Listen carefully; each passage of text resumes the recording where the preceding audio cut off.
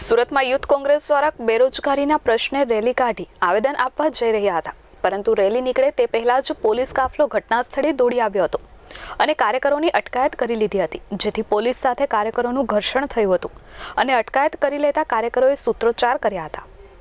સ્થાનિક સ્વરાજ્યની ચૂંટણી નજીક છે અને તેની અસર હવે સુરત શહેરમાં જોવા મળી રહી છે।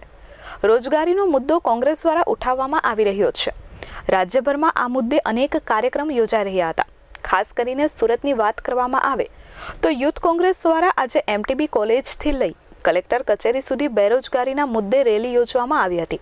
ઝંડા અને બેનરો સાથે મોટી સંખ્યામાં યુથ કોંગ્રેસના કાર્યકર્તાઓ ભેગા થયા હતા, પરંતુ રેલી નીકળે તે પહેલા મોટી સંખ્યામાં પોલીસ કાફલો પણ ત્યાં પહોંચી ગયો હતો। યુથ કોંગ્રેસના કાર્યકર્તાઓને ઊંચકી પોલીસ વેનમાં મૂકવા લાગી હતી। તે સમયે કાર્યકર્તાઓ દ્વારા વિરોધ નોંધાવવામાં આવ્યો હતો અને સૂત્રોચ્ચાર કર્યા હતા। આશરે 15થી વધુ કાર્યકર્તાઓની અટકાયત સુરત ઉમરા પોલીસ દ્વારા કરવામાં આવી હતી। આ દરમિયાન કોંગ્રેસ કાર્યકર્તાઓ અને પોલીસ વચ્ચે ઘર્ષણ પણ જોવા મળ્યું હતું।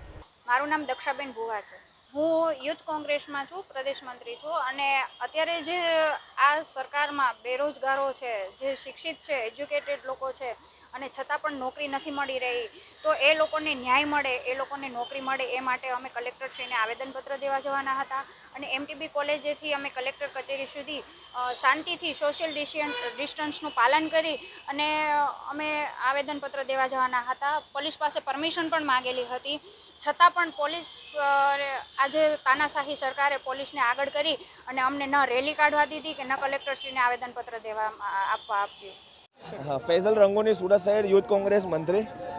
જે આજે બેરોજગારોને જે મોદી સરકારે 2 કરોડ રોજગારીઓ આપવાનું કહ્યું હતું, એ અમને એક રીતે ખોટી રીતે અમારું અપમાન કરવામાં આવી રહ્યું છે। આજે અમારી પાસે નોકરીઓ નથી, શિક્ષિત બેરોજગાર છે, વર્ષોથી અમે રોજગારીની માંગણીઓ કરી રહી છે, સરકારની આટલી બધી ખાલી જગ્યાઓ પડી રહી છે, છતાં અમને નોકરીઓ નથી મળતી। તો અમે કલેક્ટરશ્રીને આવેદનપત્ર આપી રજૂઆત કરવા આવ્યા છે કે અમે વર્ષોથી બેરોજગાર છે, અમને જે ખાલી જગ્યા છે ત્યાં અમને ભરતી આપો।